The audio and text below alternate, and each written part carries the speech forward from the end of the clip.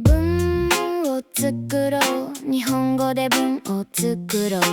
少しずつ順番に文を作ろう。どうした？食べた。誰が？友達が。何を？ご飯を。どこで？うちで。いつ？昨日。どんな？おいしい。どのくらい？たくさん。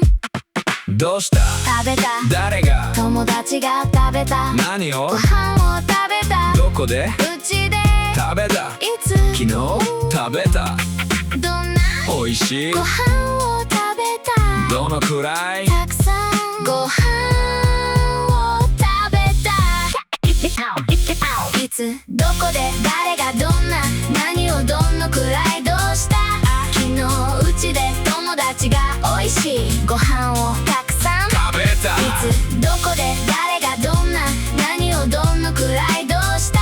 昨日うちで友達がおいしいご飯をたくさん食べた。これで文ができるよ。これで文ができるよ。覚えれば簡単だよ。やってみよう。